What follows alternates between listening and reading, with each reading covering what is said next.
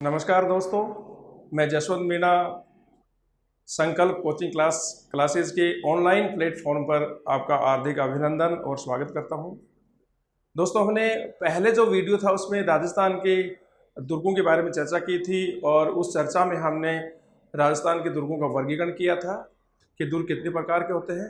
और आज का जो वीडियो है इसमें हम राजस्थान के प्रमुख दुर्गों में से बहुत ही महत्वपूर्ण दुर्ग चित्तौड़गढ़ दुर्ग के बारे में चर्चा करेंगे। तो देखिए, राजस्थान का सबसे महत्वपूर्ण दुर्ग चित्तौड़गढ़ दुर्ग।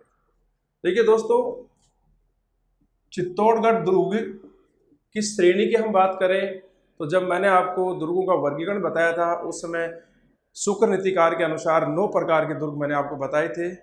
उसमें से चित्तौड़गढ़ दुर्ग धानवंत दुर्ग की श्रेणी को छोड़कर अन्य सभी दुर्गों की श्रेणी में आता है। लेकिन मुख्य रूप से यदि हम श्रेणी की बात करें तो यह एक गिरि दुर्ग है। और गिरि दुर्ग कैसा दुर्ग होता है? ऐसा दुर्ग जो किसी पर्वत, पहाड़ या पठार पर स्थित हो।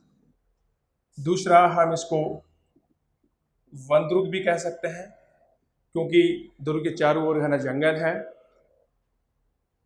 दुर्ग जिस पठार पर स्थित है तो उस पठार का नाम है मेसा पठार।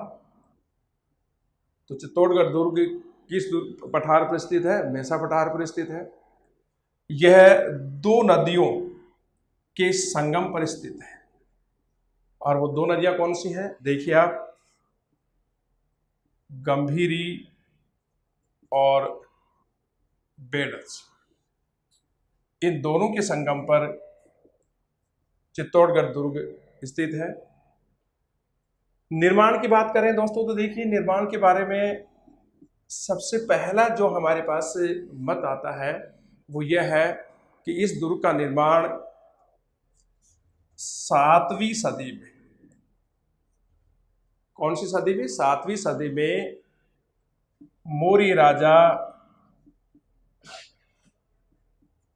चित्रांगद ने कराया था। और दोस्तों, ये जो मत है निर्माण के बारे में, पहला मत कि इस दुर्ग का निर्माण 7वीं सदी में किस मौर्य राजा ने करवाया था? चित्रांगद ने। और ये मत है कवि राजा श्यामल दास जी का। और श्यामल दास जी का ग्रंथ है दोस्तों वीर विनोद। तो कवि राजा श्यामल दास जी के ग्रंथ वीर विनोद के अनुसार इस दुर्ग का निर्माण 7वीं सदी में मौर्य राजा चित्रांगद ने करवाया था। निर्माण के बारे में दोस्तों दूसरा जो मत है वो देखिए क्या है। एक बार प्रश्न आया था कि कुमारपाल चरित प्रबंध ग्रंथ के अनुसार इस दुर्ग का निर्माण किस मौर्य राजा ने करवाया था? तो कुमारपाल चरित प्रबंध ग्रंथ के अनुसार इसका निर्माण मौर्य राजा चित्रांगद ने करवाया था। ये सेकंड ग्रेड एग्जाम में क्वेश्चन आया था कि कुमारपाल चरित प्रबंध ग्रंथ के अनुसार चित्तौड़गढ़ दुर्ग का निर्माण किस मौर्य राजा ने करवाया था? तो दोस्तों इसमें चित्रांगद भी ऑप्शन था, चित्रांग भी था, चित्रंग भी था, लेकिन बहुत सारे विद्यार्थियों ने उस क्वेश्चन का उत्तर ये दिया, लेकिन जबकि आंसर सही क्या था? चित्रांग। तो 7वीं सदी में मौर्य राजा चित्रांगद ने इसका निर्माण करवाया, ये मत है कवि राजा श्यामल दास का और उनका प्रमुख ग्रंथ है वीर विनोद। लेकिन कुमारपाल चरित प्रबंध ग्रंथ के अनुसार इस दुर्ग का निर्माण मौर्य राजा चित्रांगद ने करवाया था और इस ग्रंथ के लेखक हैं जय सिंह सूर्य। उसके बाद में दोस्तों देखिए, तीसरा जो मत आ रहा है वो आ रहा है मोहनोत नैनसी का। मोहनोत नैनसी का ग्रंथ आपको पता है नैनसी ख्यात है। और मोहनोत नैनसी के अनुसार इस दुर्ग का निर्माण करवाया था मौर्य राजा चित्रंगद ने। और चौथा मत देखिए, चौथा मत है आधुनिक इतिहासकार डॉक्टर गौरीशंकर हीराचंद ओझा का। तो डॉक्टर ओझा के अनुसार इस दुर्ग का निर्माण करवाया था मौर्य राजा चित्रांगद। तो एक बार पुनः देखिए, चित्तौड़गढ़ दुर्ग राजस्थान का सबसे महत्वपूर्ण दुर्ग माना जाता है। ये एक गिरी दुर्ग है जो मेसा पठार पर स्थित है। इसे वन दुर्ग भी कहते हैं। ये दुर्ग गंभीरी और बेडस नदियों के संगम पर स्थित है। निर्माण के बारे में हमारे पास 4 मत हैं। कवि राजा श्यामलदास के ग्रंथ वीर विनोद के अनुसार इस दुर्ग का निर्माण मौर्य राजा चित्रांगद ने करवाया था, लेकिन जयसिंह सूर्य के ग्रंथ कुमारपाल चरित प्रबंध ग्रंथ के अनुसार इस दुर्ग का निर्माण मौर्य राजा चित्रांगद ने करवाया था।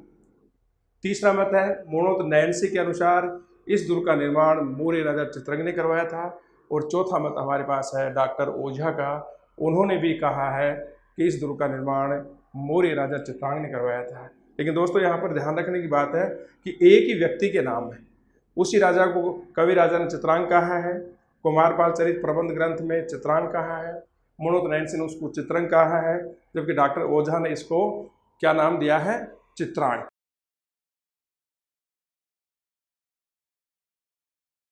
दोस्तों चित्तौड़गढ़ दुर्ग राजस्थान का नहीं बल्कि भारत का सबसे बड़ा दुर्ग, भारत का सबसे लंबा दुर्ग, और इसी कारण इसको एक महादुर्ग कहा जाता है।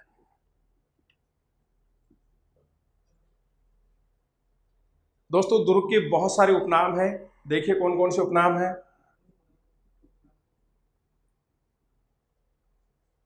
पहला उपनाम देखिए, दुर्गों का सिरमौर दुर्ग, दुर्गों का सम्राट। दूसरा उपनाम देखिए, राजस्थान का गौरव। तीसरा उपनाम देखिए,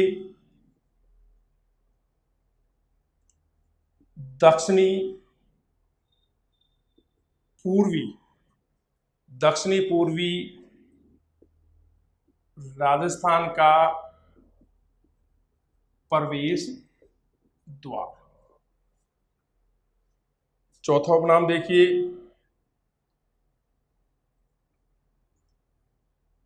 खिजराबाद। दोस्तों खिजराबाद नाम 1303 में दिल्ली के सुल्तान अलाउद्दीन खिलजी ने दिया था। दिल्ली के सुल्तान अलाउद्दीन खिलजी ने 1303 में दुर्ग पर आक्रमण किया। उस समय चित्तौड़गढ़ का यहाँ का राजा रतन सिंह था। रतन सिंह वीर गति को प्राप्त हुआ और अलाउद्दीन खिलजी ने दुर्ग पर अधिकार कर लिया और अपने पुत्र खिजर खां को यहाँ का गवर्नर नियुक्त कर दिया। और खिजर खां के नाम पर ही अलाउद्दीन खिलजी ने इस दुर्ग का क्या नाम कर दिया, खिजराबाद। और ये क्वेश्चन बहुत बार आ चुका है कि खिजराबाद किस दुर्ग का उपनाम है, तो चित्तौड़गढ़ दुर्ग का। पांचवा देखिए, चित्रोकूट। ये दोस्तों इसका सबसे प्राचीन नाम था और चित्रोकूट से अपभ्रंश होकर के कालांतर में फिर इसका नाम क्या पड़ गया, चित्तौड़गढ़। छठा देखिए, विचित्रकूट। विचित्रकूट नाम दोस्तों महाराणा कोमा के शासनकाल में पड़ा था, क्योंकि महाराणा कोमा ने इस दुर्ग में बहुत सारा निर्माण कार्य करवाया था और इस प्रकार से इस दुर्ग को एक विचित्र दुर्ग के रूप में बना दिया। इसी कारण इसका नाम विचित्रकूट हो गया। तो देखिए दोबारा देखिए दोस्तों, चित्तौड़गढ़ दुर्ग राजस्थान का ही नहीं बल्कि भारत का सबसे विशाल दुर्ग माना जाता है। इसी कारण इसको महादुर्ग कहा जाता है। दुर्ग के बहुत सारे उपनाम हैं, जैसे ही दुर्गों का सिरमौर दुर्ग है, सभी दुर्गों का सम्राट है। दूसरा नाम है राजस्थान का गौरव है। तीसरा दक्षिणी पूर्वी राजस्थान का प्रवेश द्वार है, अर्थात दक्षिणी पूर्वी राजस्थान से कोई भी सेना यदि कोई भी दुश्मन प्रवेश करता है तो चित्तौड़गढ़ दुर्ग में जो सेना है उससे उसका मुकाबला करना पड़ेगा। चौथा दुर्ग खिजराबाद, ये नाम दिया अलाउद्दीन खिलजी ने।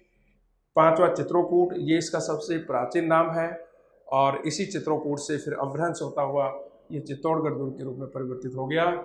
और छठा नाम है विचित्रकूट, ये नाम महाराणा कुंभा के शासनकाल में पड़ा था। दोस्तों 734 में बप्पा रावल ने 734 में बप्पा रावल ने मौर्य राजा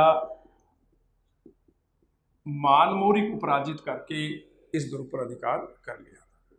आपको पता होगा दोस्तों, मेवाड़ के गोहिल वंश के संस्थापक गोहिल या गुहादित्य थे, लेकिन मेवाड़ के गोहिल वंश के वास्तविक संस्थापक बप्पा रावल को माना जाता है।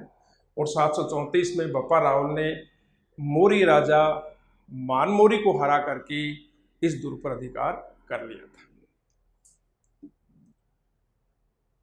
दुर्ग की आकृति देखिए, इस दुर्ग की आकृति है वेहल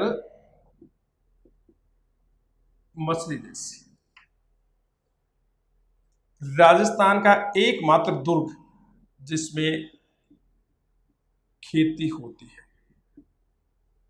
दोस्तों, चित्तौड़गढ़ राजस्थान के जो 250 से भी अधिक दुर्ग हैं उनमें से एकमात्र दुर्ग है जिसके अंदर खेती होती है। अगला पॉइंट बहुत इंपॉर्टेंट है, ये राजस्थान का सबसे बड़ा लिविंग फोर्ट, आवासीय दुर्ग। कई बार क्वेश्चन आ गया कि राजस्थान का सबसे बड़ा लिविंग फोर्ट अर्थात आवासीय दुर्ग कौन सा दुर्ग है। तो दोस्तों, राजस्थान का सबसे बड़ा लिविंग फोर्ट चित्तौड़गढ़ दुर्ग है जिसमें लोग रहते हैं। और इसी प्रकार से एक क्वेश्चन हो रहा है कि चित्तौड़गढ़ के बाद राजस्थान का सबसे बड़ा दूसरा लिविंग फोर्ट कौन सा है। तो दूसरा लिविंग फोर्ट आएगा जैसलमेर का सोनार। दोस्तों, दुर्ग में 7 सर्पिलाकार दरवाजे, दुर्ग में 7 सर्पिलाकार दरवाजे हैं। इस तरह की आकृति के। पहला दुर्ग देखिए, पहला दरवाजा देखिए, पाटनपोल। दूसरा दरवाजा देखिए, भैरवपोल। तीसरा दरवाजा देखिए, हनुमानपोल। चौथा दरवाजा देखिए, गणेशपोल। और 5वां दरवाजा देखिए, जोड़लापोल। 6ठा दरवाजा देखिए, लक्ष्मणपोल। और अंतिम और 7वां दरवाजा देखिए,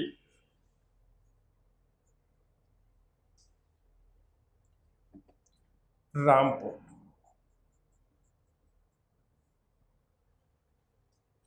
दोबारा देखिए, 734 में मेवाड़ की गुहिल वंश के वास्तविक संस्थापक बप्पा रावल ने मौर्य राजा मानमोरी को पराजित करके इस दुर्ग पर अधिकार कर लिया था। इस दुर्ग की आकृति वेहल मछली जैसी है। राजस्थान का एकमात्र दुर्ग जिसमें खेती होती है। राजस्थान का सबसे बड़ा लिविंग फोर्ट आवासीय दुर्ग चित्तौड़गढ़ दुर्ग है। चित्तौड़गढ़ दुर्ग में 7 सर्पिलाकार दरवाजे हैं। पहला दरवाजा है पाटनपोल, दूसरा दरवाजा है भैरवपोल, तीसरा दरवाजा है हनुमानपोल, चौथा दरवाजा है गणेशपोल, 5वां दरवाजा है जोड़लापोल और 6ठा दरवाजा है लक्ष्मणपोल। अंतिम और 7वां दरवाजा है रामपोल। दोस्तों, पहला जो दरवाजा है पाटनपोल, इस दरवाजे पर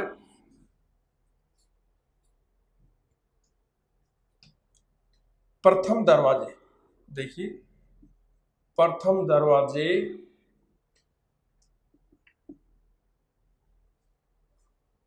पाटनपोल पर, प्रथम दरवाजे पाटनपोल पर प्रतापगढ़ देवलिया, प्रतापगढ़ देवलिया के रावत बाघ सिंह का स्मारक या छतरी है। प्रथम दरवाजे पाटन पोल पर प्रतापगढ़ देवलिया के रावत बाघ सिंह का स्मारक है या उसकी छतरी है। दोस्तों, बाघ सिंह चित्तौड़गढ़ दुर्ग के दूसरे साखे के दौरान बाघ सिंह बहादुर से लड़ता हुआ वीरगति को प्राप्त हुआ था और इसी कारण पहले दरवाजे पर बाघ सिंह का स्मारक है। दूसरे दरवाजे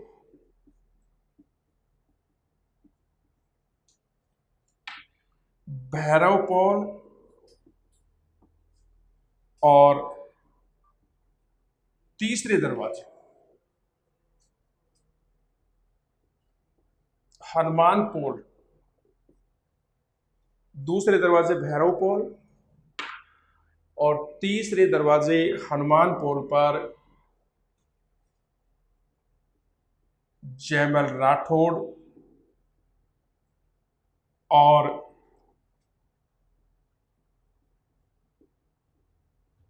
करला राठौड़ के स्मारक या छतरी है।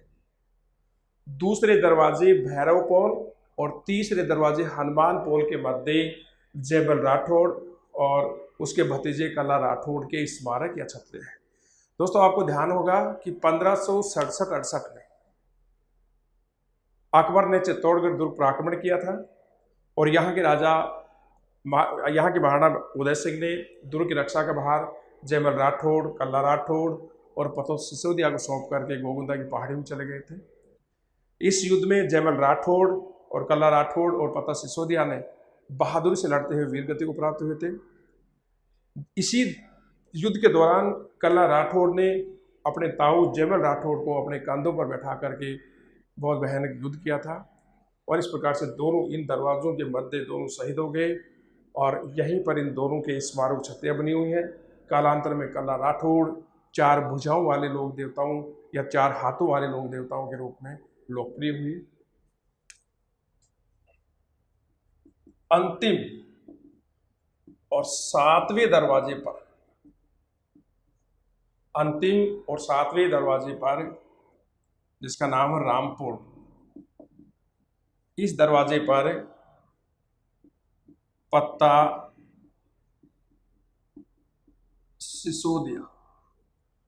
सिसोदिया का स्मारक है। और जैसा कि अभी मैंने बताया कि पत्ता सिसोदिया भी 1567-68 में अकबर के अभियान के दौरान वीरगति को प्राप्त हुए थे। तो इस प्रकार से प्रथम दरवाजे पाटन पोल पर प्रतापगढ़ देवलिया के रावत बाघ सिंह की छतरी है। दूसरे दरवाजे भैरव पोल और तीसरे दरवाजे हनुमान पोल के मध्य जयमल राठौड़ और कला राठौड़ के स्मारक है। अंतिम और सातवें दरवाजे राम पोल पर पत्ता सिसोदिया का स्मारक है, जो 1567-68 में अकबर के अभियान के दौरान दुर्ग की रक्षा करते हुए बहादुर से लड़ते हुए वीरगति को प्राप्त हुए थे। अगला जो हम पॉइंट लेंगे दोस्तों वो है दुर्ग के दर्शनीय स्थल।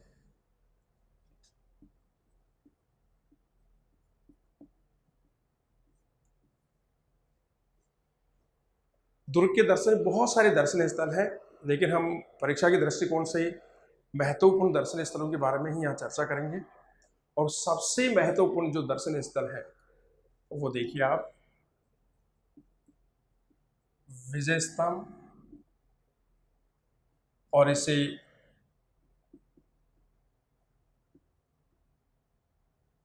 कीर्ति स्तंभ भी कहते हैं। विजय स्तंभ के बारे में दोस्तों मैं आपको थोड़ा सा बता दूं। विजय स्तंभ ये किसी विजय का प्रतीक है। आपको पता होगा कि 1437 में मेवाड़ के महाराणा कुंभा और मालवा के सुल्तान महमूद खिलजी प्रथम के मध्य इतिहास का एक बहुत बड़ा युद्ध लड़ा गया। उस युद्ध का नाम था सारंगपुर का युद्ध। और उस युद्ध में मेवाड़ के महाराणा कुंभा ने मालवा के सुल्तान महमूद खिलजी को बुरी तरह से पराजित किया। पराजित नहीं किया, उस भारतीय सेना का पीछा करके महमूद खिलजी को पकड़ लिया गया और उसको पकड़ करके चित्तौड़गढ़ दुर्ग में कैद कर दिया गया और उसके बाद 6 महीने बाद में उसको रिहा किया गया। महाराणा कुंभा ने विजय स्तंभ इसी युद्ध की याद में इस विजय स्तंभ का निर्माण करवाया था। विजय स्तंभ का निर्माण कार्य 1440 से 1448 के मध्य हुआ और इसके बारे में कौन कौन सी बढ़िया महत्वपूर्ण बातें हैं तो देखिए। विजय स्तंभ का निर्माण मेवाड़ के महाराणा कुंभा ने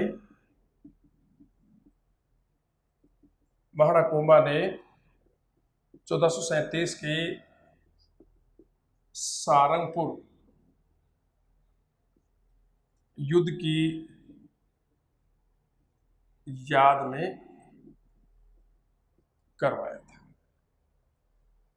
तो विजय स्तंभ का निर्माण दोस्तों महाराणा कुंभा ने कौन से युद्ध की विजय की याद में करवाया था? 1437 के सारंगपुर युद्ध की विजय की याद। इस युद्ध में महाराणा कुंभा ने मालवा के सुल्तान महमूद खिलजी प्रथम को बुरी तरह से पराजित किया। विजय स्तंभ का निर्माण 1440 से 1448 के मध्य हुआ, अर्थात ये 8 वर्ष में जाकर के पूरा हुआ। इसमें जो खर्च हुआ, जो पैसे लगे वो थे 90 लाख।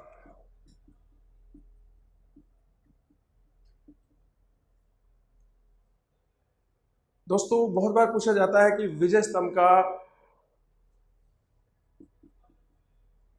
वास्तुकार, जिसको हम शिल्पी भी कह सकते हैं, आर्किटेक्ट, तो विजय स्तंभ का वास्तुकार या शिल्पी कौन था?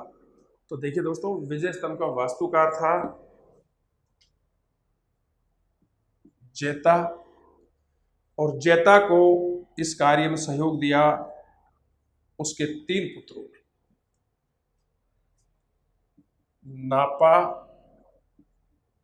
पोमा और पूंजा। तो दोबारा देखिए दोस्तों, विजय स्तंभ का निर्माण महाराणा कुंभा ने 1440 से 1448 के मध्य 1437 के सारंगपुर युद्ध की याद में करवाया था। इस युद्ध में महाराणा कुंभा ने मालवा के सुल्तान महमूद खिलजी प्रथम को बुरी तरह से पराजित किया था। विजय स्तंभ के निर्माण में कुल जो खर्चा, जो व्यय या पैसे लगे वो थे 90 लाख रुपए। इसका वास्तुकार, शिल्पी, जिसको हम आर्किटेक्ट कहते हैं, वो जैता था, और जैता का इसमें सहयोग किया उसके 3 पुत्रों ने, और उन पुत्रों के नाम है नापा, पोमा और पूंजा।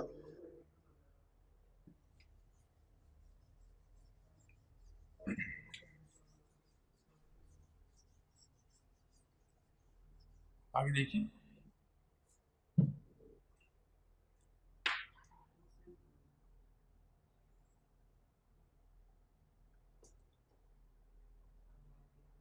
दो, 3, 4, 5, 6, 1, 2, 3, 4, 5, 6, 7, 8। ये विजय स्तंभ है। देखिए दोस्तों, कहने का मतलब विजय स्तंभ की ऊंचाई देखिए कितनी है, 122 फीट है। पहले ये ऊंचाई 120 फीट थी, लेकिन आकाश से बिजली गिरने से इसकी 9वीं मंजिल नष्ट हो गई थी। बाद में मेवाड़ के महाराणा स्वरूप सिंह ने 9वीं मंजिल का पुनर्निर्माण करवाया, और उस निर्माण के दौरान इसकी ऊंचाई बढ़कर के क्या होगी, 122 फीट। तो वर्तमान में विजय स्तंभ की ऊंचाई 122 फीट है। मूल ऊंचाई 120 फीट थी, चौड़ाई देखिए दोस्तों, विजय स्तंभ की चौड़ाई 23 फीट है।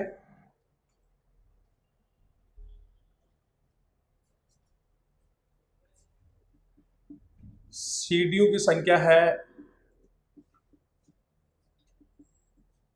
157 और विजय स्तंभ की मंजिल है 9। पुनः देखिए, विजय स्तंभ की ऊंचाई कितनी है? 122 फीट है। चौड़ाई कितनी है? 30 फीट है। सीढ़ियों की संख्या 157 है और इसमें मंजिल 9 है। अब यहां देखिए आप, तीसरी मंजिल में 9 बार, विजय स्तंभ की तीसरी मंजिल में 9 बार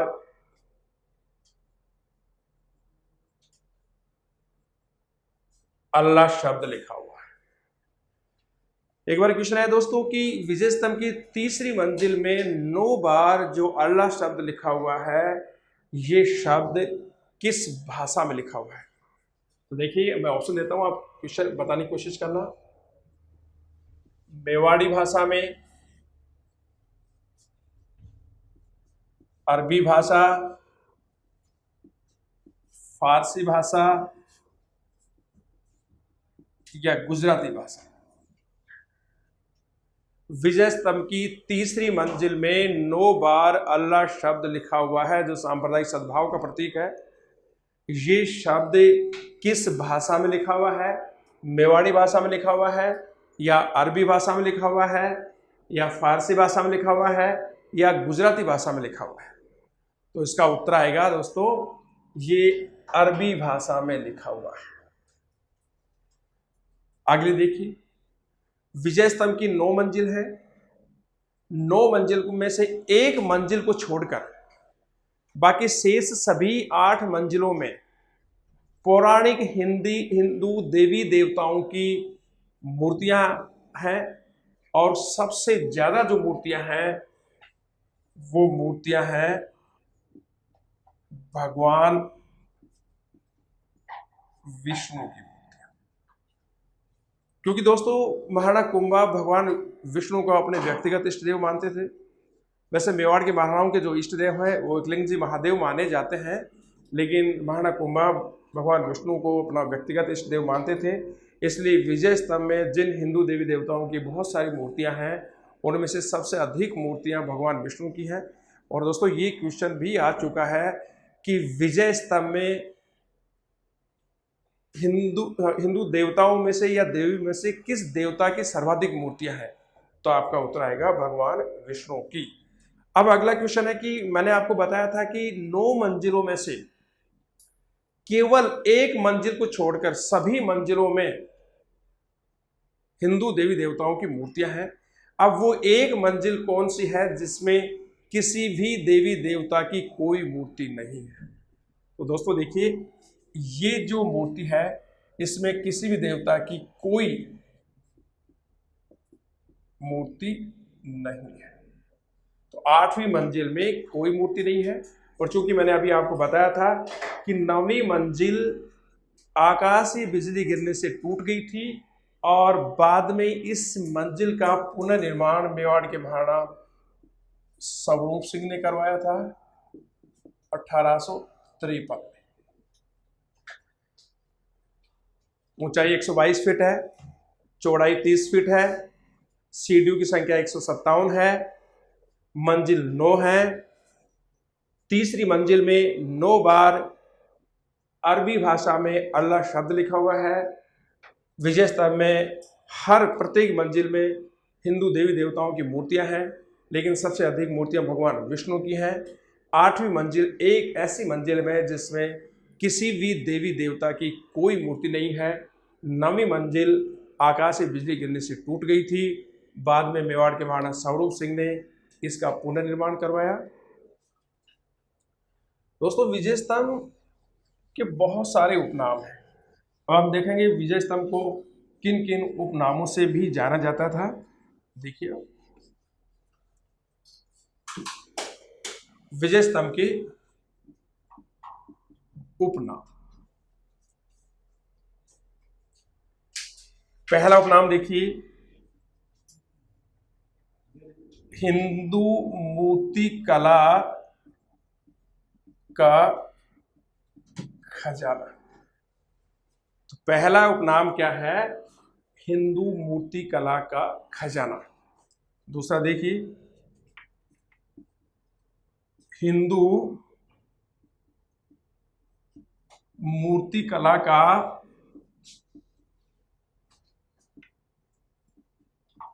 अजायब घर। तीसरा देखिए, भारतीय मूर्ति कला का विश्वकोश। चौथा देखिए, विक्ट्री टावर। पांचवा देखिए,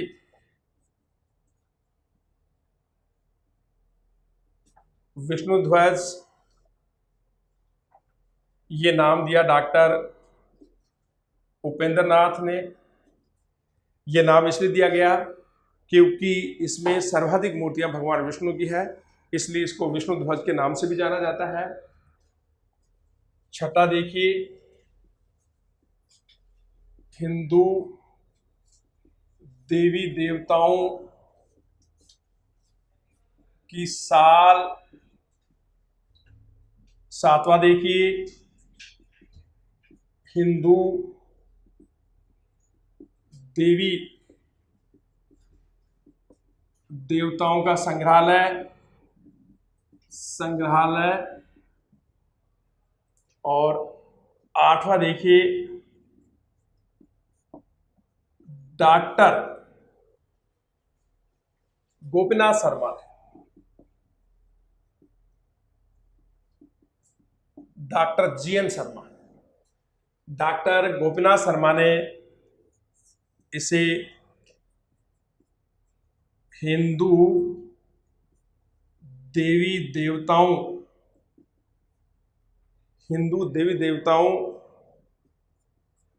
से सजा हुआ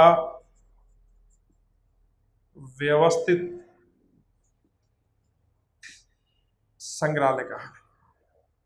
दोबारा देखिए दोस्तों, बहुत सारे उपनाम हैं और इन उपनामों से भी बहुत बार क्वेश्चन आ चुके हैं। जैसे हिंदू मूर्ति कला का खजाना, बहुत सारी मूर्तियां हैं।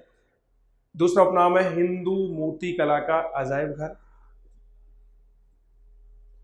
तीसरा देखिए, भारतीय मूर्ति कला का विश्वकोश।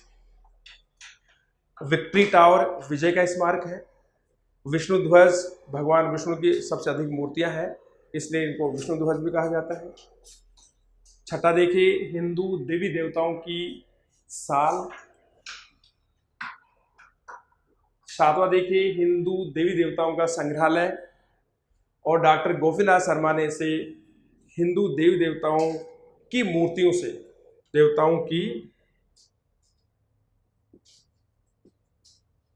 मूर्तियों से सजा हुआ व्यवस्थित संग्रहालय कहा है। दोस्तों, डॉक्टर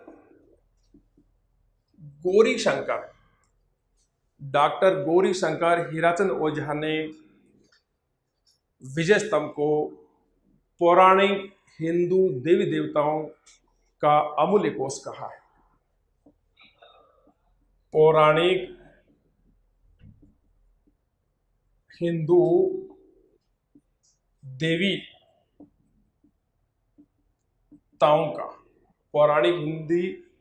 देवताओं का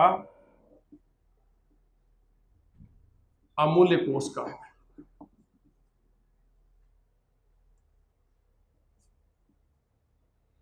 डॉक्टर सीमा राठौड़ ने विजय स्तंभ को संगीत की भव्य चित्रशाला कहा। तो दोस्तों डॉक्टर JN शर्मा ने हिंदू देवी देवताओं की मूर्तियों से सजा हुआ व्यवस्थित संग्रहालय कहा है। डॉक्टर गौरीशंकर हीराचंद ओझा ने इसे पौराणिक हिंदू देवी देवताओं का अमूल्य कोष कहा है। और डॉक्टर सीमा राठौड़ ने इसे संगीत की भव्य चित्रशाला कहा है। दोस्तों कला मर्मज्ञ फर्ग्यूसन,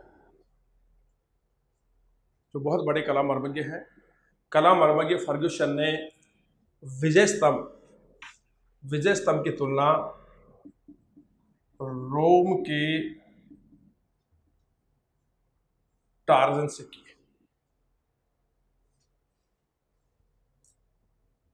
डॉक्टर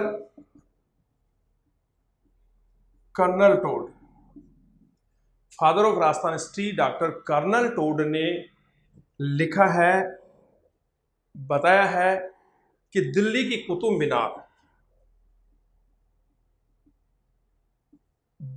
कुतुब मीनार हो सकता है विजय स्तंभ से लंबी है, लेकिन स्थापत्य कला की दृष्टि और सुंदरता की दृष्टि से दिल्ली की कुतुब मीनार विजय स्तंभ के आसपास भी नहीं रहती है।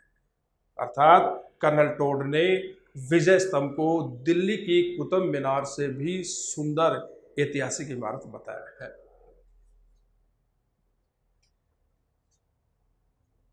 अब आपके सामने एक क्वेश्चन रख रहा हूं मैं, क्वेश्चन आया भी है कि राजस्थान की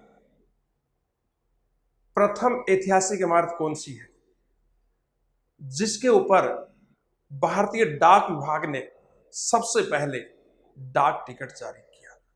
तो दोस्तों ध्यान रखना, विजय स्तंभ राजस्थान की प्रथम ऐतिहासिक इमारत है जिस पर भारतीय डाक विभाग ने डाक टिकट जारी किया था। अब ये डाक टिकट कब जारी किया गया, तो देखिए ये राजस्थान की प्रथम ऐतिहासिक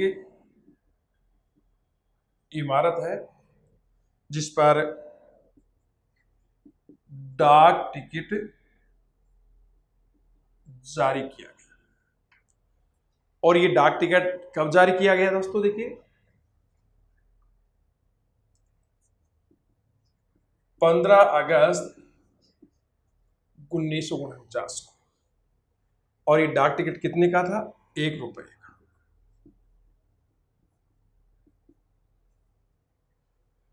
भारतीय डाक विभाग ने 15 अगस्त 1949 को विजय स्तंभ पर 1 रुपए का डाक टिकट जारी किया। और इस प्रकार से विजय स्तंभ राजस्थान की प्रथम ऐतिहासिक इमारत है जिस पर डाक टिकट जारी किया गया। दोस्तों एक बार यह भी क्वेश्चन आया कि वर्तमान में विजय स्तंभ किन संस्थाओं का प्रतीक चिन्ह बना हुआ है। तो देखिए आप, वर्तमान में विजय स्तंभ माध्यमिक शिक्षा बोर्ड और राजस्थान पुलिस दोनों का प्रतीक चिन्ह बना हुआ है। आपने देखा होगा कि राजस्थान माध्यमिक शिक्षा बोर्ड की तरफ से जो भी सर्टिफिकेट जारी किए जाते हैं, मार्कशीट दी जाती है, माइग्रेशन सर्टिफिकेट दिए जाते हैं, कोई भी वहाँ से कोई सर्टिफिकेट या कागज जारी होता है तो उसके बीच में हमें विजय स्तंभ दिखाई देता है। राजस्थान पुलिस का कोई भी कर्मचारी DG से लेकर के पुलिस कांस्टेबल पर आपके यहाँ बिल्ला देखोगे तो विजय स्तंभ का दिखाई देगा। तो कहने का मतलब वर्तमान में विजय स्तंभ माध्यमिक शिक्षा बोर्ड और राजस्थान पुलिस का प्रतीक चिन्ह बना हुआ है। अगला देखिए, कीर्ति स्तंभ। कीर्ति स्तंभ प्रशस्ति 1460। कीर्ति स्तंभ प्रशस्ति भी विजय स्तंभ में ही लगी हुई है। और ये कब रचना की गई, कब लगाई गई, 1460 में। और कीर्ति स्तंभ प्रशस्ति के जो रचयिता है या लेखक है वो है अत्रि और अत्रि का पुत्र महेश। तो दोस्तों बहुत बार क्वेश्चन पूछा जाता है कि कीर्ति स्तंभ प्रशस्ति चित्तौड़गढ़ दुर्ग के किस स्मारक पे लगी हुई है? विजय स्तंभ पे लगी हुई है। कीर्ति स्तंभ प्रशस्ति का समय क्या है, कब उसको लगाया गया है? 1460 में। कीर्ति स्तंभ प्रशस्ति के लेखक कौन है? अत्रि, और अत्रि का बेटा महेश, और अत्रि के बेटे महेश को दोस्तों कवीश्वर की उपाधि भी दी गई है, कवीश्वर की उपाधि। तो वर्तमान में विजय स्तंभ माध्यमिक शिक्षा बोर्ड और राजस्थान पुलिस का प्रतीक चिन्ह है। कीर्ति स्तंभ प्रशस्ति 1460 इसी विजय स्तंभ में लगी हुई है। कीर्ति स्तंभ प्रशस्ति के लेखक अत्रि और उसके पुत्र महेश को माना जाता है, और महेश को कवीश्वर की उपाधि भी दी गई। यह आपका दोस्तों बहुत ही महत्वपूर्ण कंसेप्ट विजय स्तंभ के बारे में हमने चर्चा की, और लगभग मैंने विजय स्तंभ से संबंधित आपके एग्जाम के दृष्टिकोण से जितने भी तथ्य हैं वो मैंने आपके सामने हमने चर्चा की है। दूसरा दर्शन स्थल देखिए, पद्मिनी का महल। पद्मिनी के बारे में आप जानते ही हो, ये मेवाड़ के राजा रतन सिंह की पुत्री थी, और किस तरह से कैसे कहाँ से आई पद्मिनी के बारे में मलिक मोहम्मद जायसी के ग्रंथ पद्मावत में विस्तार से इसकी जानकारी मिलती है कि श्रीलंका की राजकुमारी थी, कैसे रतन सिंह इसको यहाँ शादी करके लेके आया, फिर कैसे अलाउद्दीन खिलजी ने आक्रमण किया, और इस तरह से बहुत सारी कहानी है। तो पद्मिनी का महल चित्तौड़गढ़ दुर्ग में। दूसरा दर्शनीय स्थल गोरा बादल का महल। दोस्तों गोरा बादल पद्मिनी के रिश्तेदार थे। गोरा पद्मिनी का चाचा था, बादल उसका चचेरा भाई था। चौथा फतेह महल। पांचवा देखिए महाराणा कुंभा का महल, और दोस्तों इसी महल में महाराणा उदय सिंह का जन्म हुआ था। छठा देखिए नौकोठा मकान या महल। नौकोठा मकान या महल का निर्माण दासीपुत्र बलवीर ने करवाया था। सातवां देखिए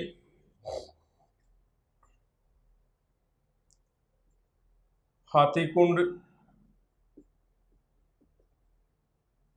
गोमुख कुंड। हाथीकुंड गोमुख कुंड सूर्य कुंड। आठवां देखिए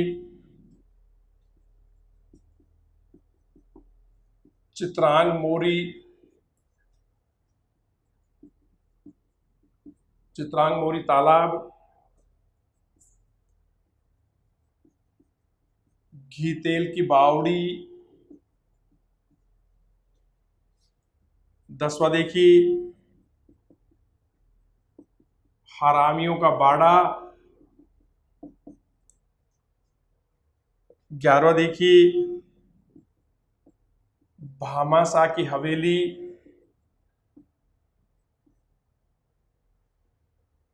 तो विजय स्तंभ के अलावा बहुत सारे और भी दर्शनीय स्थल हैं, जिसमें पद्मिनी का महल है, गोरा बादल का महल है, फतेह महल है, महाराणा कुंभा का महल है, और इसी महल में महाराणा उदय सिंह का जन्म हुआ था। नौकोठा मकान या महल, इसका निर्माण बलवीर ने करवाया था। हाथी कुंड, गोमुख कुंड, सूर्य कुंड, चित्रांग मोरी तालाब, घी तेल की बावड़ी, हरामियों का बाड़ा, भामाशाह की हवेली। अब हम चित्तौड़गढ़ दुर्ग में जो मुख्य मंदिर है, हम उन मंदिरों के बारे में चर्चा करेंगे। दुर्ग के प्रमुख मंदिर।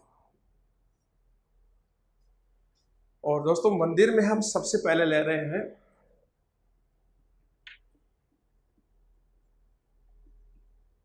समदेश्वर का मंदिर।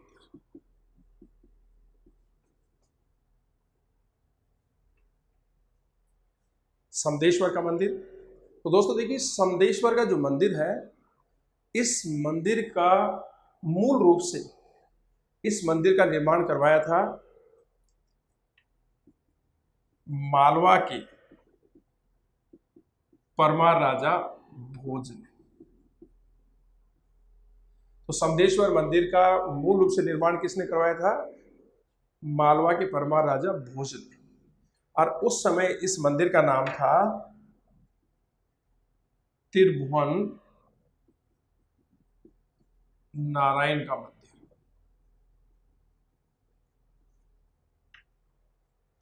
उसके बाद में दोस्तों महाराणा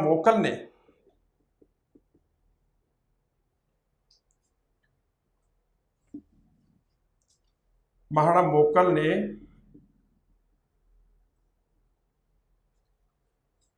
इस दुर्ग का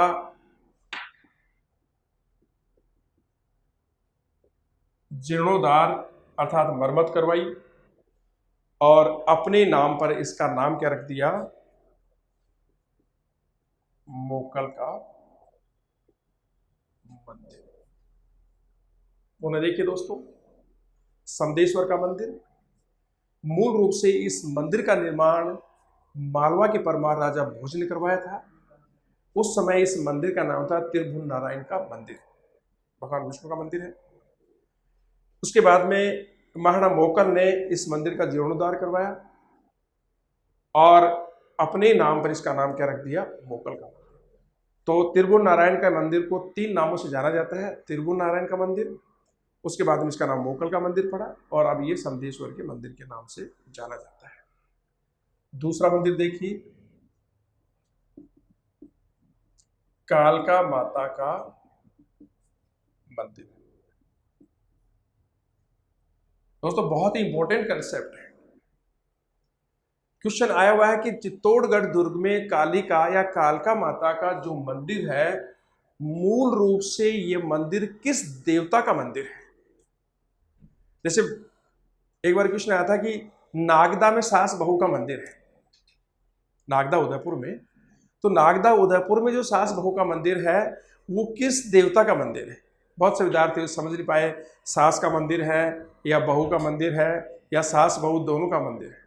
तो दोस्तों नागदा में जो सास बहू का मंदिर है वो मूल रूप से भगवान विष्णु का मंदिर है। उसी प्रकार से क्वेश्चन आया था कि चित्तौड़गढ़ दुर्ग में जो कालका माता या कालिका माता का मंदिर है वो मुख्य रूप से किस देवता का मंदिर है? तो दोस्तों देखिए, जो कालका माता का मंदिर है चित्तौड़गढ़ दुर्ग में, वो मुख्य रूप से भगवान सूर्य का मंदिर है। और इस मंदिर का जो निर्माण करवाया था मौर्य राजा मानमौरी ने। जो अभी मैंने उसकी चर्चा की थी कि 734 में बप्पा रावल ने इसी मानमौरी को पराजित करके दुर्ग पर अधिकार किया था। तो चित्तौड़गढ़ दुर्ग में जो कालका माता का मंदिर है वो मूल रूप से एक सूर्य मंदिर है और इस मंदिर का निर्माण करवाया था मौर्य राजा मानमौरी ने। तीसरा जो मंदिर अपन ले रहे हैं वो ले रहे हैं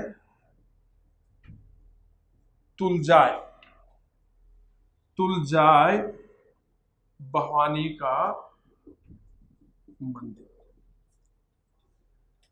दोस्तों इस मंदिर का निर्माण दासी पुत्र बनवीर ने अपने तुलादान से कराया था।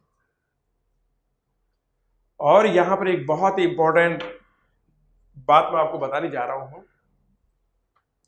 कि तुलजाय भवानी का मंदिर जो चित्तौड़गढ़ दुर्ग में है, जिसका निर्माण बनवीर ने अपने तुलादान से कराया था। तुलजाय भवानी मुख्य रूप से किस महान राजा की कुल देवी है? और मैं आपको थोड़ा सा हिंट दे रहा हूं कि वो महान राजा राजस्थान का नहीं बल्कि राजस्थान के बाहर का है। और आप समझ गए होंगे, मुझे लगता है कि आपके दिमाग में इस क्वेश्चन का उत्तर आ गया होगा। तो दोस्तों तुलजाय भवानी मराठा छत्रपति महाराज शिवाजी की कुल देवी है। किसकी कुल देवी है? छत्रपति महाराज शिवाजी की कुल देवी है। और दोस्तों इसी परिप्रेक्ष्य में एक और क्वेश्चन आया था कि मराठा महाराज छत्रपति शिवाजी का संबंध मूल रूप से राजस्थान के किस राजवंश से है? तो यहां उत्तर आएगा मेवाड़ राजवंश से। दोनों ही क्वेश्चन RS प्री एग्जाम में आ चुके हैं कि छत्रपति शिवाजी मूल रूप से राजस्थान के किस राजवंश से संबंधित हैं। तो उत्तर क्या है? मेवाड़ राजवंश से है। और चित्तौड़गढ़ दुर्ग में जो तुलजाय भवानी का मंदिर है, जिसका निर्माण दासी पुत्र बनवीर ने अपने तुलादान से कराया था, ये तुलजाय भवानी मराठा छत्रपति महाराज शिवाजी की कुल देवी है। तो हमने दुर्ग के बहुत ही महत्वपूर्ण 3 मंदिरों पर हमने चर्चा की है। अब हम अगले चौथे मंदिर की ओर बढ़ रहे हैं। कौन सा? देखिए, मंदिर बहुत महत्वपूर्ण मंदिर है,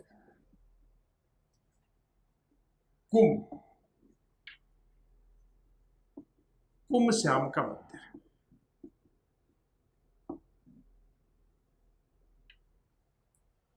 दोस्तों, कुंभ श्याम का मंदिर मूल रूप से एक शिव मंदिर था, लेकिन मेवाड़ के महाराणा कुंभा ने इसे विष्णु मंदिर में बदल दिया। हम अभी पहले चर्चा कर चुके हैं कि भगवान विष्णु महाराणा कुंभा के व्यक्तिगत इष्ट देव हैं। वैसे मेवाड़ के राजवंश के जो इष्ट देव हैं वो एकलिंग जी महादेव हैं, जिनका मंदिर उदयपुर के कैलाशपुरी में है। तो कुंभ श्याम का मंदिर मूल रूप से एक शिव मंदिर था, लेकिन महाराणा कुंभा ने इसको किसने बदल दिया? विष्णु मंदिर। अगला देखिए, इसी से यह है मंदिर निर्माण की पंचायतन शैली का मंदिर है। अब आपके सामने एक क्वेश्चन आता है कि नागिर शैली होती है, द्रविड़ शैली होती है। उत्तर भारत के जो भी मंदिर हैं वो नागिर शैली में बनते हैं, दक्षिण भारत के मंदिर हैं वो द्रविड़ शैली में बनते हैं।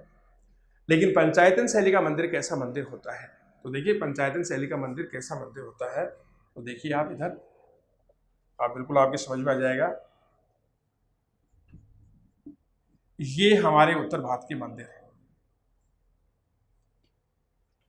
ये देव प्रतिमा है, ये सीढ़ियां हैं जहां से आप ऊपर जा रहे हैं, ये सभा कक्ष है,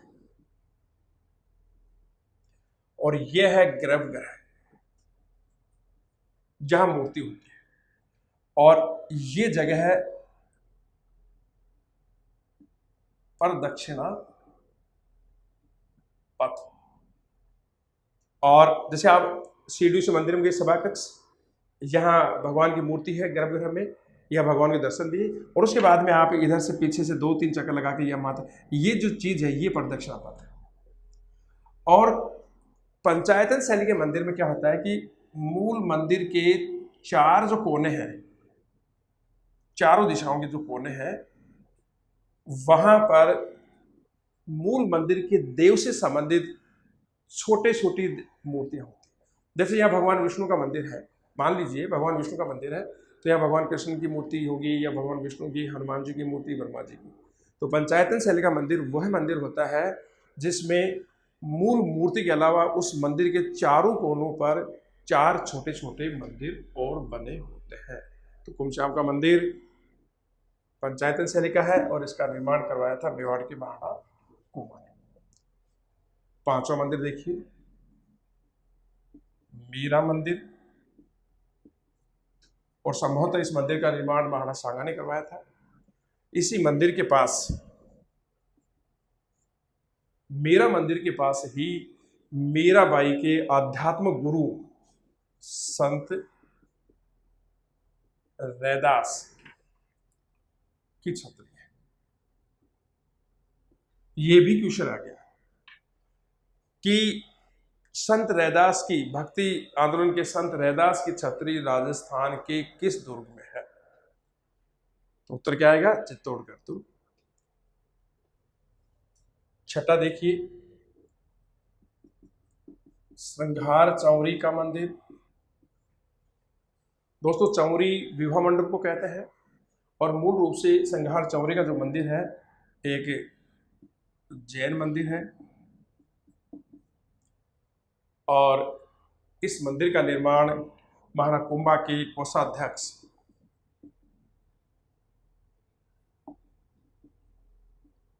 बेलका ने करवाया था। और ऐसा माना जाता है कि महाराणा कुंभा की पुत्री रमाबाई रमाबाई का विवाह इसी मंदिर में हुआ था। सातवां मंदिर देखिए,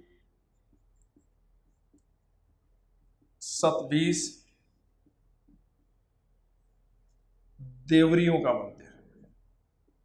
सतबीस देवरियों का मंदिर। दोस्तों यहां से भी क्वेश्चन आ चुका है कि सतबीस देवरियों का मंदिर किस दुर्ग में है। तो उत्तर था आपका चित्तौड़गढ़। मतलब 27 देवरियों का मंदिर, और मूल रूप से ये भी एक जैन मंदिर है, जैन मंदिरों का समूह है। इसके अलावा देखिए जो आठवां मंदिर है वह है नीलकंठ महादेव का मंदिर। नवा देखिए अन्नपूर्णा देवी का मंदिर। इसका निर्माण राणा हमीर ने करवाया था, जो मेवाड़ के सिसोदिया वंश के संस्थापक भी है। 10वां मंदिर देखिए बाण माता का मंदिर। ये मेवाड़ वंश की कुल देवी भी मानी जाती है। 11वां मंदिर देखिए श्याम पार्श्वनाथ का मंदिर, और इसका निर्माण दोस्तों गुहिल वंश के राजा तेज सिंह की रानी जयतल देवी ने करवाया था। इसी प्रकार से अद्भुत नाथ जी का मंदिर भी है, जटाशंकर का मंदिर भी है। तो कुमश्याम का मंदिर महाराणा कुंभा ने इसका निर्माण करवाया था। ये पंचायतन शैली का मंदिर है। मीरा मंदिर है, संभवतः इसका निर्माण महाराणा सांगा ने करवाया था। इसी के पास मीराबाई के आध्यात्मिक गुरु संत रैदास की छतरी है। श्रृंगार चौरी का मंदिर मुख्य रूप से एक जैन मंदिर है, जिसका निर्माण महाराणा कुंभा के कोषाध्यक्ष बेलका ने करवाया था, और इसी मंदिर में महाराणा कुंभा की पुत्री रमाबाई का विवाह भी हुआ था। 27 देवरियों का मंदिर मूल रूप से ये जैन मंदिरों का एक समूह है, जहाँ 27 देवरियों की पूजा की जाती है। इसके अलावा नीलकंठ महादेव का मंदिर है, अन्नपूर्णा देवी का मंदिर है। इसका निर्माण सिसोदिया वंश के संस्थापक राणा हमीर ने करवाया था। बाण माता का मंदिर, बाण माता मेवाड़ की राजवंश की कुलदेवी मानी जाती है। श्याम पार्श्वनाथ का मंदिर, इसका निर्माण तेज सिंह की रानी जयतल देवी ने करवाया था। इसके बाद दोस्तों हम जो चित्तौड़गढ़ दुर्ग का जो चर्चा में हम अंतिम चर्चा करने जा रहे हैं वो है दुर्ग के साके।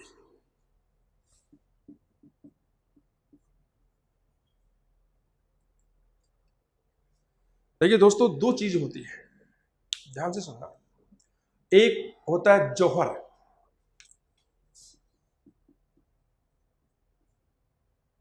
और एक होता है साका। जौहर ही साके का रूप लेता है। अब इन दोनों में अंतर क्या है देखिए। जौहर में पता नहीं होता कब होगा, साके में पता होता है कि कल होगा। जैसे मान लीजिए राजपूत सेना दिल्ली की ओर से आई हुई दुश्मन की सेना के साथ युद्ध कर रही है, और उस युद्ध के दौरान अचानक सारे योद्धा राजा के साथ वीर गति को प्राप्त हुई। और जब दुर्ग की महिलाओं को, दुर्ग में रहने वाले व्यक्तियों को पता चलता है कि राजा अपने योद्धाओं के साथ वीर गति को प्राप्त हो गया, तो वो कुंड में, जौहर कुंड में लकड़ियां डाल करके, अग्नि जला करके उसमें कूद के मर जाती है। वो तो होता है जौहर। और जब ये पता होता है देखिए कि जब राजपूत और दुश्मन की जो मुस्लिम सेना थी उनके बीच में युद्ध होता है, तो मंत्रणा होती है, क्योंकि जो दुश्मन है उस राजा की शर्त राजपूत मान नहीं सकते, पीठ दिखा के भाग नहीं सकते, मर्यादा के पक्के होते हैं, वचन के पक्के होते हैं। तो वो ये मंत्रणा करते हैं कि उसकी शर्तों को हम मानेंगे नहीं, और कल हम केसरिया पहन के जाएंगे, और कल हमारा अंतिम युद्ध होगा, क्योंकि दुश्मन की सेना हमसे 4 गुना, 3 गुना, 5 गुना बड़ी है। हम उनकी डबल नुकसान करेंगे। हम 20,000 हैं, 40,000 को मारेंगे, लेकिन अंत में हम सब मारे जाएंगे। कल हमारे आने का इंतजार मत करना, और तुम अग्नि में जौहर कर लेना। और उस जौहर को साका करता है।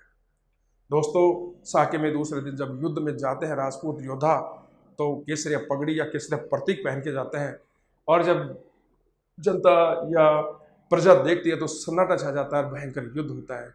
आपको विदित होगा कि जब अलाउद्दीन खिलजी के साथ रतन सिंह का युद्ध हो रहा था, तो कहता है कि महारानी पद्मिनी ने रतन सिंह के वीर गति प्राप्त होने के 2 घंटे पहले ही जौहर कर लिया था।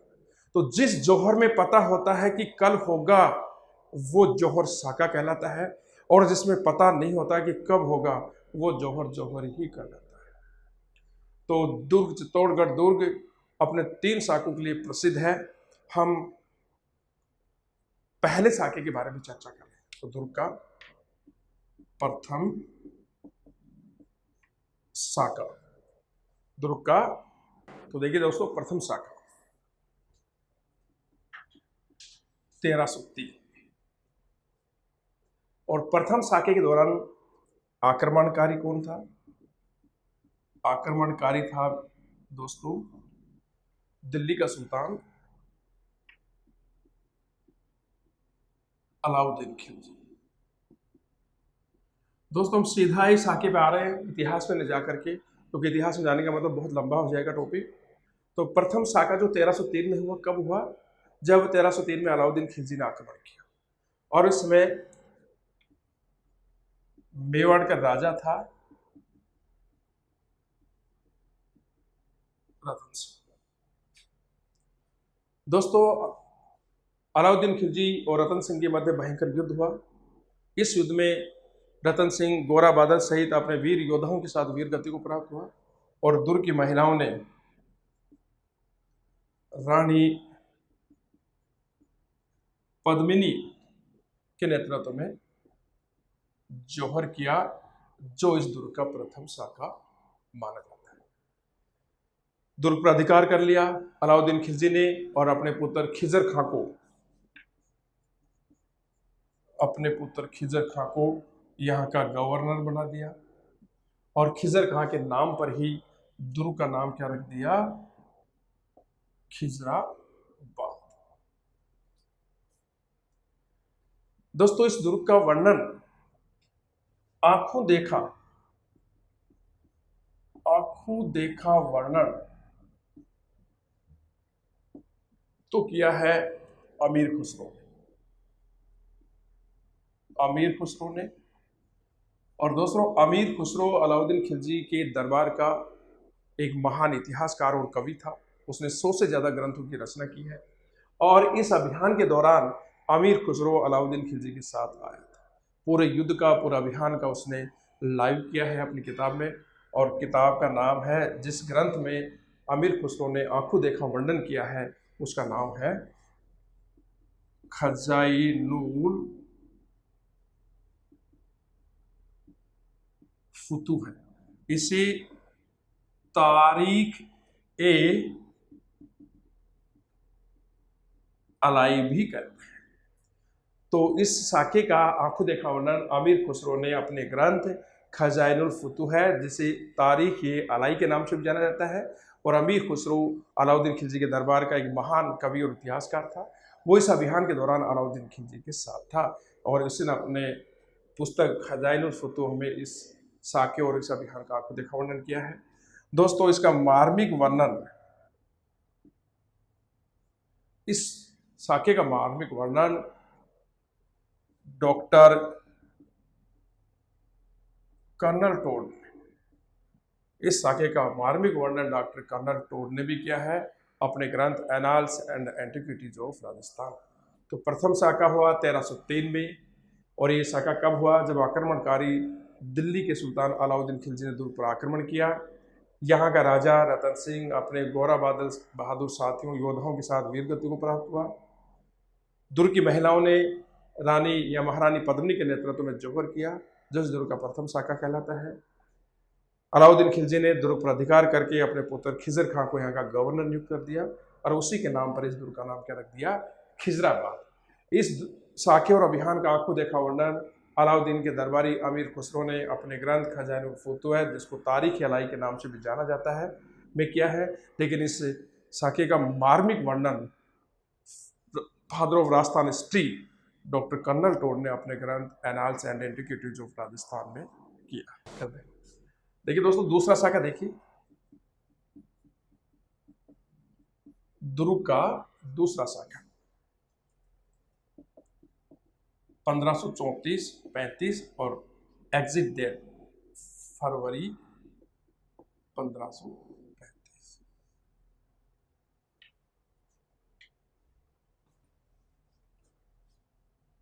मार्च 1535। दूसरा शाखा 1534-35 में हुआ और इस बार आक्रमणकारी था, आक्रमणकारी गुजरात का सुल्तान बहादुर शाह।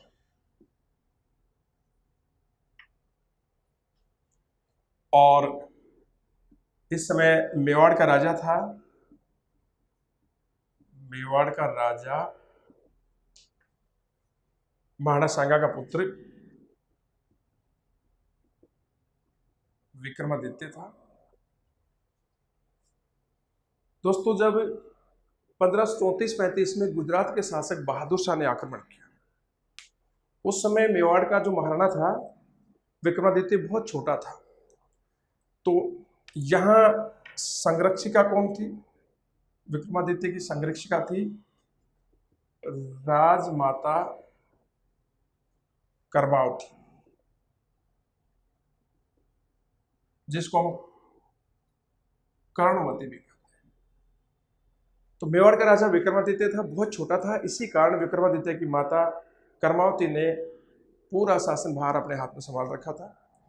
और जब बहादुर शाह ने आक्रमण किया तो राजमाता कर्मावती ने विक्रमादित्य और उसके छोटे भाई उदय सिंह को उनके ननिहाल बूंदी भेज दिया और दुर्ग की रक्षा का भार प्रतापगढ़ के रावत, देवलिया प्रतापगढ़ के रावत बाघ सिंह को सौंप दिया।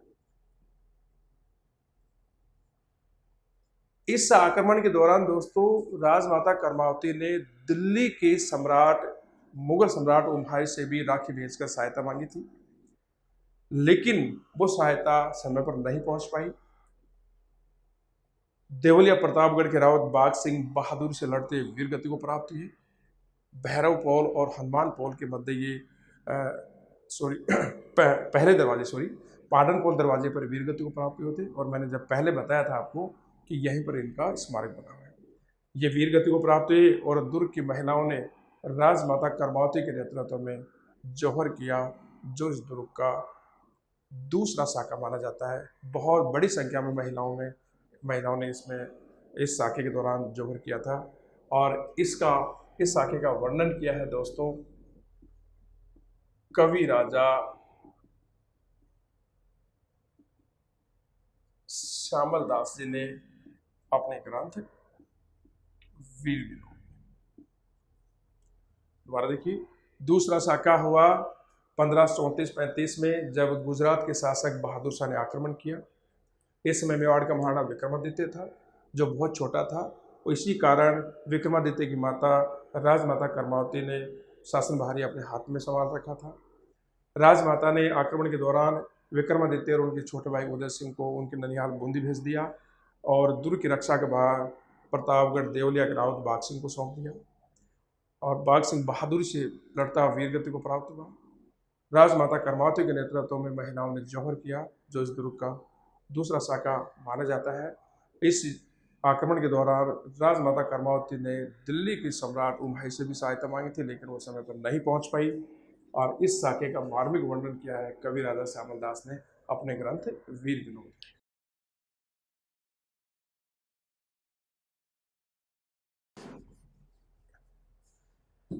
तीसरा और अंतिम शाखा, तीसरा शाखा देखिए दोस्तों, ये हुआ 1567-68 और शाखा हुआ फरवरी 1568। तीसरा शाखा हुआ, देखिए कब हुआ दोस्तों, 1567-68 में, जब दिल्ली के सुल्तान अकबर ने दुर्ग पर आक्रमण किया। इस समय यहाँ का राजा मेवाड़ का महाराणा उदय सिंह था।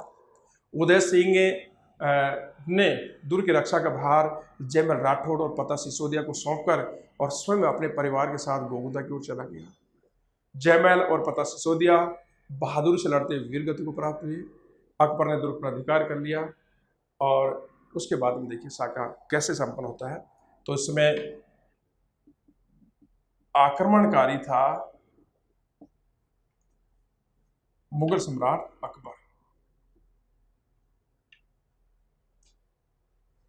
मेवाड़ का महाराणा उदय सिंह, जो और दुर्ग की रक्षा का भार उदय सिंह ने किनको सौंप दिया? जयमल राठौड़ और पत्ता सिसोदिया। महाराणा उदय सिंह ने दुर्ग की रक्षा का भार जयमल राठौड़ और पत्ता सिसोदिया राजसमंद के आमेट के हैं। जयमल राठौड़ मेड़ता से थे और स्वयं अपने परिवार के साथ उदय सिंह गोगुदा की ओर चला गया। जयमल राठौड़ पता सिसोदिया बहादुरी से लड़ते हुए वीर गति को प्राप्त हुए और दुर्ग की महिलाओं ने पता सिसोदिया की पत्नी फूल कंवर के नेतृत्व में जौहर किया। फूल कंवर दोस्तों जयमल राठौड़ की बहन थी और इस प्रकार से इस दुर्ग का ये तीसरा साका भी संपन्न है। अब मैं यहाँ पर कुछ चीजें आपको बता रहा हूँ, देखिए ध्यान से देखना कि अकबर इस अभियान के दौरान जयमल राठौड़ पता सिसोदिया की बहादुरी से इतना अधिक प्रसन्न हुआ कि उन्होंने इन दोनों की सफेद संगमरमर पर हाथी पर सवार मूर्तियां बनवा करके आगरे के किले के सामने रखा। पहला तथ्य था।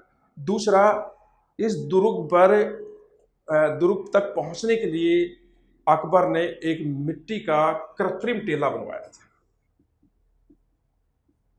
कृत्रिम टीला जिसे मोहर मगरी कहते हैं और इसे पासिब भी कहा जाता है, लेकिन इस पासिब का नाम अकबर ने मोहर मगरी रखा। क्वेश्चन पूछा गया था कि 1567-68 के अभियान के दौरान अकबर ने दुर्ग तक पहुंचने के लिए एक मिट्टी के कृत्रिम टीले का निर्माण करवाया था, पासिब का निर्माण करवाया था, उसको क्या कहते हैं? मोहर मगरी। एक तथ्य हो रहता है कि अकबर ने जयमल राठौड़ पर जिस बंदूक से गोली चलाई थी उस बंदूक का क्या नाम है? तो दोस्तों उस बंदूक का नाम है संग्राम। और इस अभियान के दौरान अकबर ने चित्तौड़गढ़ दुर्ग पर अधिकार करके इतना भयानक कत्लेआम किया। लगभग 30,000 राजपूत बच्चों, महिलाओं, पुरुषों को मौत के घाट उतार दिया, जो अकबर की महानता पर एक बहुत बड़ा कलंक है।